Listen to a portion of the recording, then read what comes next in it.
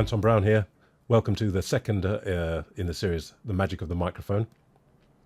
We talked about what would be the perfect microphone and that we have to have compromises because of engineering capabilities. So I'd like to look at some of those compromises with actual mics. Most of this is being picked up just now on a Rode Classic 2 valve mic. I've got it and I'm using it. We're not looking at that really. I've got a Mackie mixing desk here with good mic inputs going through to Audacity. And I'm going to switch between with the mute buttons here when I use the other mics. So if we look at the first thing, it says transcribe every aspect of the voice faithfully. Okay, I don't know if we can look at that really. It's difficult for you to tell because you can't hear my voice acoustically. So let's look at the next one. Wouldn't add anything. Well, the balance does change with cardioid mics. We'll get into that in a minute. So actually, as I get closer to the microphone, you might hear that the balance changes and it gets warmer and warmer and warmer. And I've got a bass cut on here. I don't like using bass cuts, but with this particular mic, it picks up rumble from the traffic and stuff. So I'm going to take the bass cut off. And this is it without the bass cut. You can hear, if I go down low there, there it is with the bass cut. There it is without the bass cut. There it is with the bass. So it actually makes a difference to the tone down there. I'm going to leave it cut because we're not really looking at that. But that's the Rode Classic. I have here an SM58 and a really cheap mic, I assume it is, feels it, that came in a job lot of broken mics and stuff, but I was after one particular mic in that job lot and got it, and I thought, well, let's see. So if I take the room mic, the Rode mic off, this is the SM58. Do I need to have this a bit louder? I think I possibly do. This is the SM58. Yeah, a bit louder, so it matches up. So that's the SM58 compared to the room mic coming up. This is the room mic. The Rode, you can hear a bit of a difference. So something's going on. Let's go to the cheap one. This is a Hitachi. I'm going to turn this up a bit as well. This is a Hitachi. Immediately I notice it's kind of grainy up there, and it's a bit. That's a bit of a problem with the breath there. But actually, not too bad. Oh, there's something which is bad. There's a hum that it's picking up from somewhere which the others don't. So I don't know what that's about. Anyway, I think that's probably enough of that one for the minute. So they do add something when you get closer, they get bassier. That's not really adding, that's altering a balance. But you can hear there's differences between them already. All right. Would not cause feedback or pick up any other instruments. Well, most of these vocal mics that you're going to be using are what's called unidirectional or cardioid. So if you imagine a heart shape with the point of the heart up there, it means they pick up mostly there, not so much at the side, and hopefully none at all here. Let's see if we can hear that in action. This is the SM58. I'm on axis at the front there.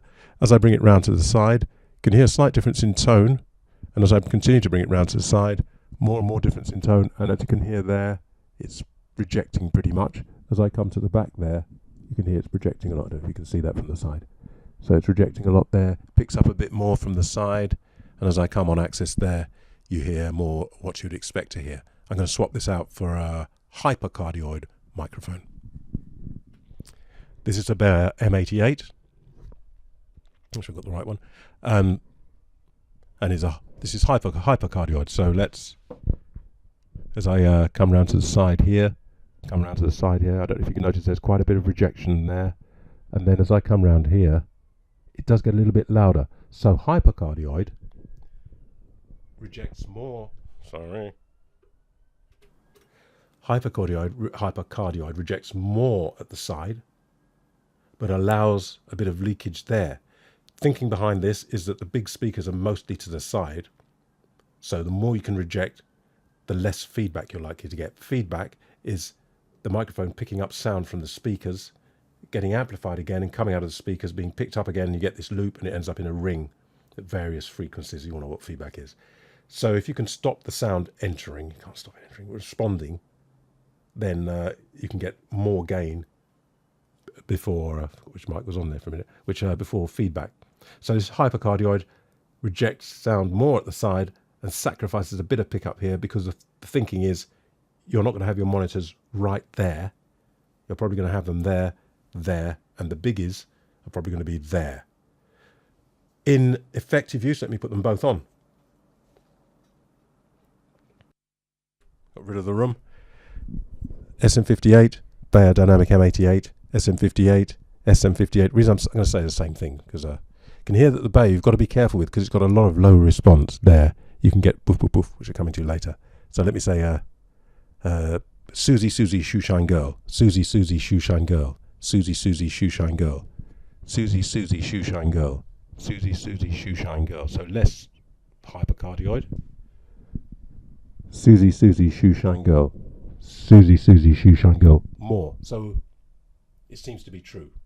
Just from that, you have to be a bit careful with these things. Quite subtle, really.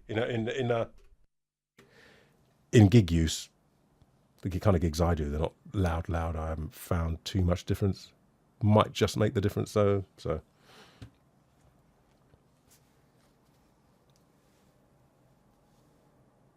Would not cause feedback or pick up other instruments. Would not pick up handling noise. Handling noise is, as you heard there, as I was handling them, it's transmitted through a large PA that can be quite a sound. Quite a lot of if you're hand holding the mic. This one doesn't. The microphone itself doesn't really need to be that isolated because they're expecting this to be in a cradle, though they do supply a solid mount as well. But they're expecting studio mic to be in the cradle, and this cradle is elastic. You don't hear much there. If I take the bass boost off, if I take the bass cut off, I don't know if you can hear that. Computer speakers won't pick that up, but through these I can hear a real sort of thunder, rumbling as of thunder. Very much so. That could cause your speakers to max out without you even noticing because you can hardly hear it. But you might take up a lot of amplifier power and you might see the speakers doing that. You'll think, what on earth is that? Like with vinyl records, if they've got warps, sometimes I've looked at the speakers and thought, what's going on there? I see them doing that, but I can't hear because the warp's in the vinyl. That's why I have a warp filter sometimes on analog replay to cut that out. So I'm cutting it out here. So you're left with just normal handling noise. Pretty well controlled actually for that. Let's hear the SM58. SM58 handling noise so you can hear that. These are reasonably well controlled. Comes through the cable as well, don't forget. So watch out for that. The Beyer M88, let's see. Very different sound of handling noise. A lot of lower frequencies which you might not be able to hear with computer speakers. And some higher up stuff which the SM58 doesn't have. Let's look at our little cheapie. Apart from the buzz, well. So I don't know how much this might cost, but I'm not knocking it. Maybe it cost 5 pence, I don't know. Next thing on the list was would withstand stage abuse. Now I'm not going to throw these around and see if they still work. Here's one of the compromises then, as you can imagine, if the diaphragm's really light to respond to all this stuff, if you drop it, it's more likely to rupture, to tear. So that's one of the compromises. If you want a really tough mic, you're maybe going to find that it doesn't have as much clarity as you might like because, the diaphragm's made of leather. I'm joking, but the diaphragm made of leather, you could drop it 1,000 times, but what would it sound like? So these are all the balances that manufacturers are faced with in trying to make their particular mix. These are known, it's an old Beyer M88, for being more fragile, but to be a bit careful with them. But this has survived 40 years or so, and so have the others that I've got. And it was dropped, not by me. It's dropped twice by other people. So think before you lend your mic to people. Would respond to the tiniest whisper and handle the loudest yell. The tiniest whisper, which this one's responding to. I don't know if you can hear it. It's a bit difficult till I hear the audio. I don't know. Looks like it. SM58. Yeah, it's doing all right. Beyer M88.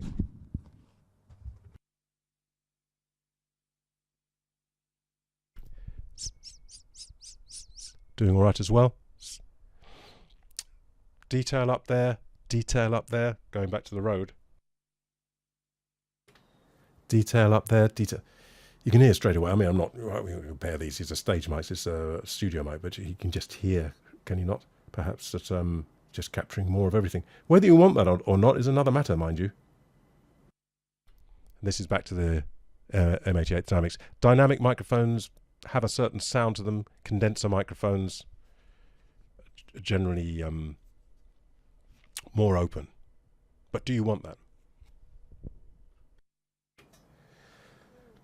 Back on this one. Aha. Pops and breath. Pops and breath. Yes. Pops. Okay. We had in the other video, I said the blast of breath hitting the diaphragm. Use this one, why not? It's here. People. People. The owl and the pussycat went to sea in a beautiful pea green boat. It's not bad because I've cut the bass.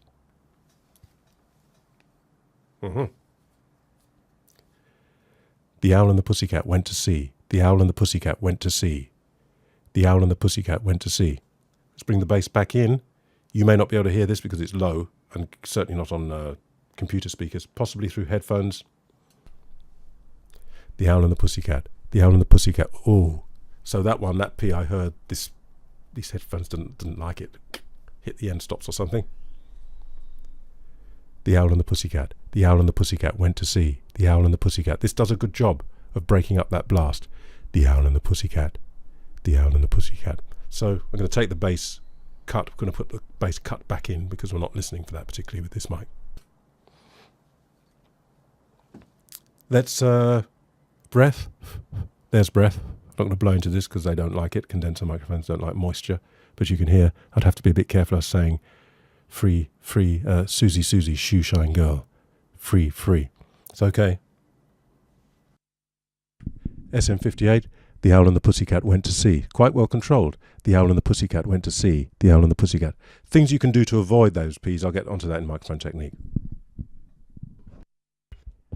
Bear M88 goes a lot lower, I can hear already. The owl and the pussycat. So there, with this mic that goes low, you've got to be careful. The owl and the pussycat. The owl and the pussycat. Pussycat. If I do that, it's a bit of a thump. F. Freedom. Freedom. Freedom. Not too bad. Both of them on. Freedom. Freedom. Freedom.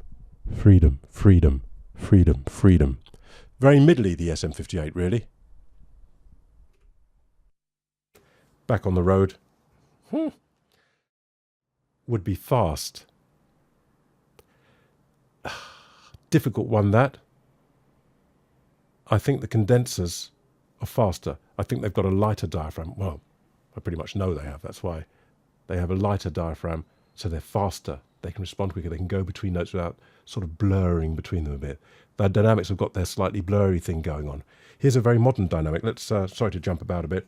It's a Beyer V90D, I believe it's called. V70D, sorry. So this has got neodymium magnets. It's a modern one. So let's just swap that out for the Beyer M88.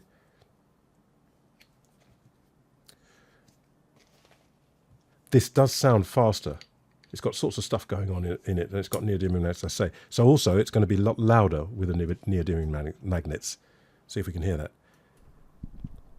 Get rid of the room mic. This is the SM58. This is the Beyer. Yeah, so I've got to bring that down from the Beyer before. Again, it's got a more of a expanded bandwidth. I don't know if you can hear that. I find the top there a little bit edgy. It's got something going on, dual diaphragm or something a bit maybe like the New Shure, but it's certainly got the proximity effect. I like the proximity effect, so you've got to be very careful with it. There's a version of this with the proximity, that bass thing reduced. I quite like to keep it because I like to use it, but you have to be careful. Here's the SM58.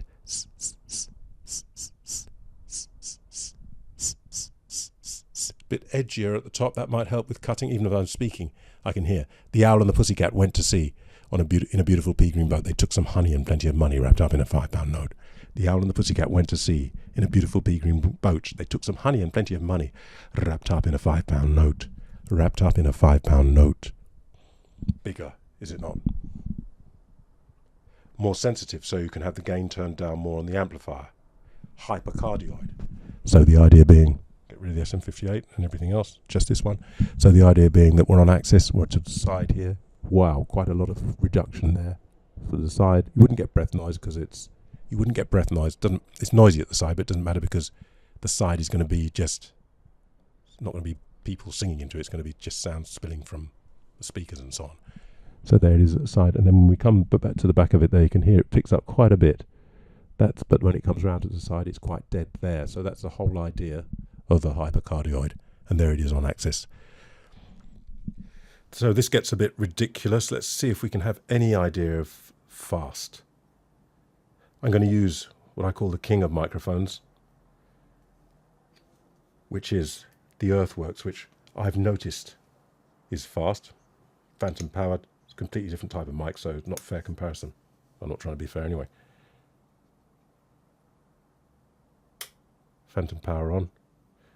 Wait for the mic to stabilize. I'm going to turn it down. This is extremely powerful. This one's the most powerful mic, delivers the most volume of any of the mics I've got. Quite extraordinary in some say, so I'm going to turn that down before I engage it. Just creeping the volume up with this one. Have we got it now? I guess I can hear it's coming in. There it is. So let's get rid of the room mic. Now we're on the Earthworks. Giving just a little bit more volume. We're on the Earthworks. Yes, let's compare to the 58. Complete, just for speed really. SM58 isn't on. Let's do that. Now it is. So I don't know how we're going to, they get a bit of phasing if I have the two together, so I'm going to hold them away. So I don't know, roundabout. It just feels to me that it's quicker. Whereas it's a little bit blurry. This seems to delineate more. Certainly got more of a bottom end. It's got a papery bottom end. There we go. But, you know, price difference is phenomenal, so let's not. It's just to give you an idea of the kinds of things that go on.